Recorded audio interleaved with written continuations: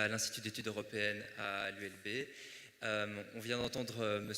Verhofstadt faire un plaidoyer pour le modèle économique américain.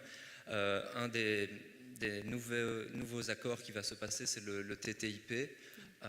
Et donc j'aurais bien voulu entendre M. Juncker et M. Verhofstadt sur ce sujet naturellement. Mais donc c'est un traité qui mobilise énormément de citoyens. Il y a une initiative citoyenne qui a été déposée à la Commission. Il y a également de nombreuses villes françaises qui se sont déclarées déjà hors TTIP. C'est un traité qui inquiète les plus grands europhiles d'entre nous. Et on dirait que la Commission n'écoute absolument rien de tout cela. Donc, les deux questions que j'avais pour M.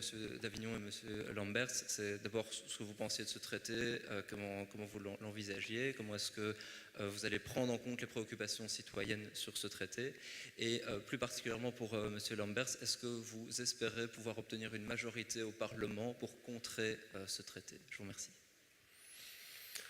M. Davignon. Alors, deux, trois mises au point.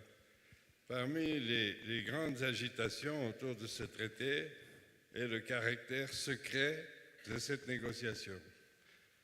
Et on reproche à la Commission de ne pas vouloir être transparente sur les objectifs qu'elle poursuit. La vérité, c'est que c'est les États membres qui ont interdit à la Commission de rendre le mandat que eux, États membres, ont donné à la Commission, public. Alors, il faut cesser de rigoler. Si vous voulez engueuler quelqu'un, engueulez les bons. En l'occurrence, engueulez les États qui ne permettent pas à la Commission de le faire. Je dois dire, j'eus encore été dans la Commission. Et j'aurais été chargé de ce dossier, ce qui est très possible parce que je faisais ce genre de choses. Eh bien, comme par hasard, quelqu'un aurait trouvé mon mandat dans la rue. Et tout le monde le connaît, et on fait comme si on ne le connaissait pas. 1, 2. Est-ce que ça fait du sens qu'entre les deux grandes économies organisées du monde, les États-Unis et l'Europe, et donc par voie de conséquence le Canada, c'est-à-dire l'Amérique du Nord, et une normalisation de toutes les entraves qui les empêchent de réaliser leur potentiel ou chez les uns ou chez les autres. Poser la question comme ça, c'est le bon sens. Et c'est clair que toute une série d'activités de services européens ne peuvent pas se déplacer aux États-Unis.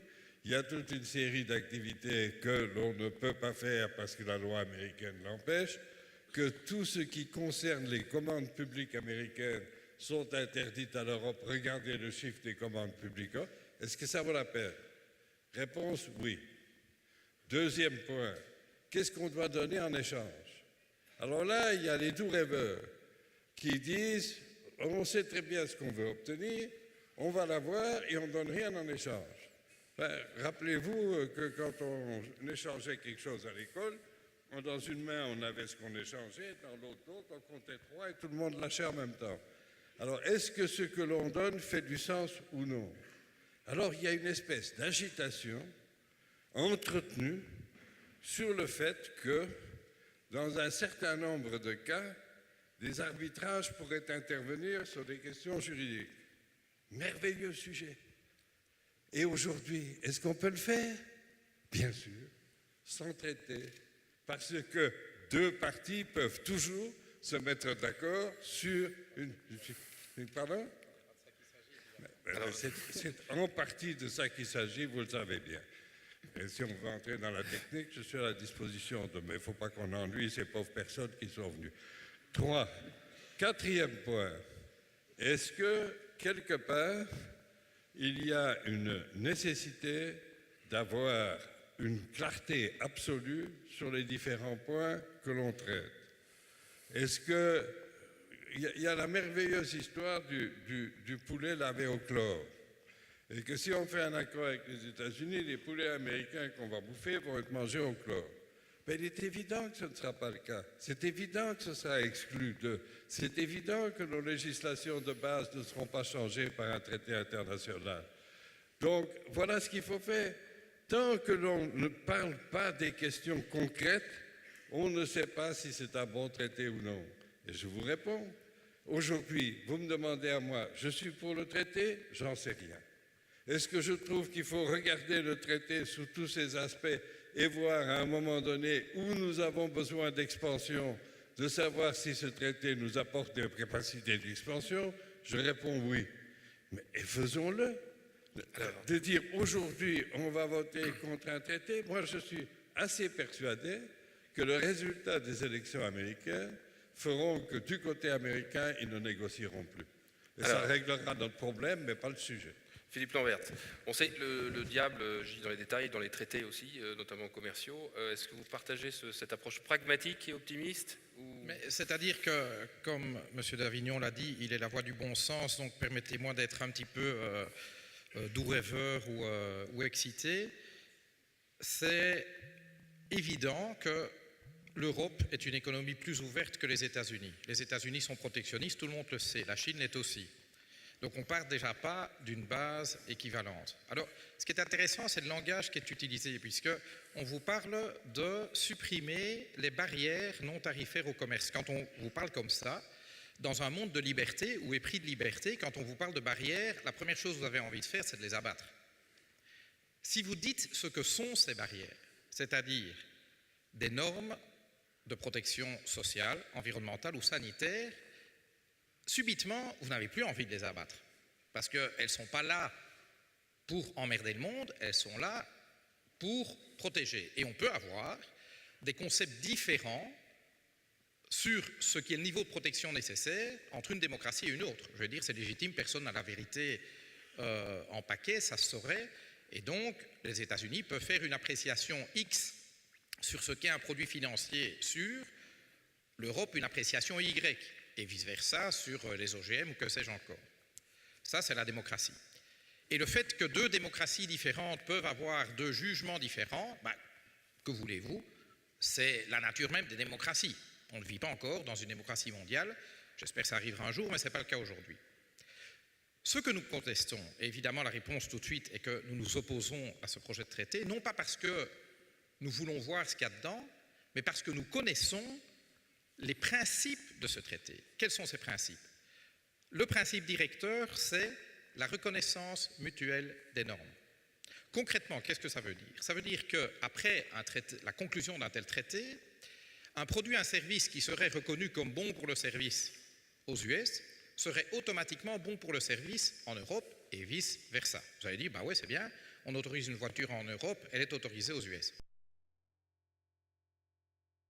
En fait, là, c'est mettre en compétition, en concurrence, les normes d'un côté de l'Atlantique avec celles de l'autre. Une compétition dont l'arbitre sont les multinationales, c'est-à-dire les entreprises qui opèrent sur des deux côtés de l'Atlantique. Ce qui veut dire que donc elles vont arbitrer sur la base de quoi? Sur la base du coût. En général, la norme bon marché, c'est la moins exigeante. Et donc, ce que vous faites, c'est organiser le nivellement par le bas. Si jamais des règles devaient échapper à l'attention de ceux qui négocient le traité, il y a toujours cette idée d'avoir un conseil de convergence législative qui, composé d'experts, et comme vous savez, les experts sont toujours indépendants, je veux dire, c'est des gens qui ont l'intérêt général à cœur, surtout quand ils sont payés par je ne sais pas qui, mais en tout cas pas par l'État. Et donc, ces experts vont dire, quand un projet de législation se fera jour aux US ou en Europe, attention, ça ne va pas parce que ça pourrait créer une distorsion de marché. Si vous avez des normes de CO2 plus ambitieuses pour les voitures ici que là, c'est une distorsion de marché, vous ne pouvez pas. Filtre. Si jamais une règle devait encore passer au travers des mailles de ce filet-là, il reste alors l'ISDS, c'est-à-dire les tribunaux arbitraux qui ne sont pas là, M. d'Avignon, pour régler des différends entre deux parties privées, mais comme son nom l'indique, c'est un Investor State Dispute Settlement, c'est-à-dire un mécanisme de résolution des différends entre les investisseurs, investisseurs y compris ceux qui investissent pour quelques millisecondes, et les États. D'ailleurs, ce n'est pas un mécanisme pour résoudre les différends entre les États et les investisseurs, ça marche que dans un sens. Et ces investisseurs peuvent poursuivre les États pour un motif, c'est que leur droit au profit a été amoindri par la législation d'un État. Lorsque Philip Morris attaque aujourd'hui l'Australie, c'est parce que l'Australie impose le paquet de cigarettes neutres, avec des photos de cancer dessus, Et que Philippe Maurice dit, mais avec ça, je vais moins gagner ma vie. Et c'est un motif suffisant. Donc le droit au profit devient supérieur au droit à la santé, aux droits sociaux, aux droits environnementaux. Vous allez l'arrêter parce que la question du jeune homme était...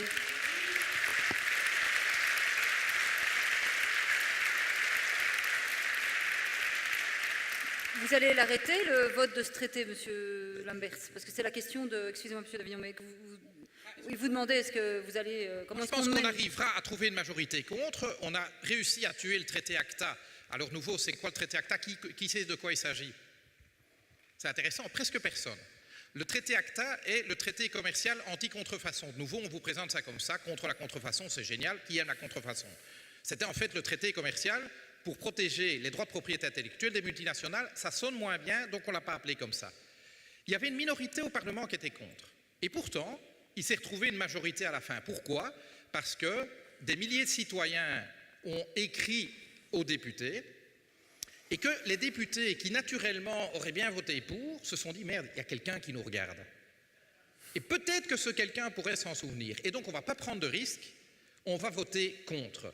Ici, le degré de mobilisation que j'observe sur le TTIP n'a rien à voir avec le degré de mobilisation qu'il y a sur ACTA.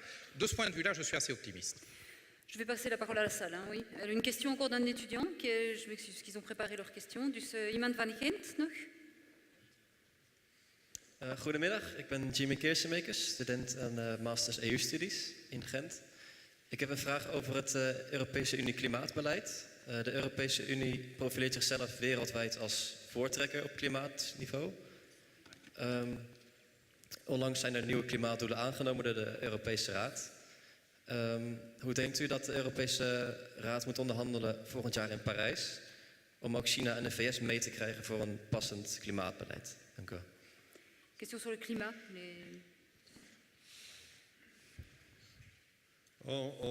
On a mal entendu ici.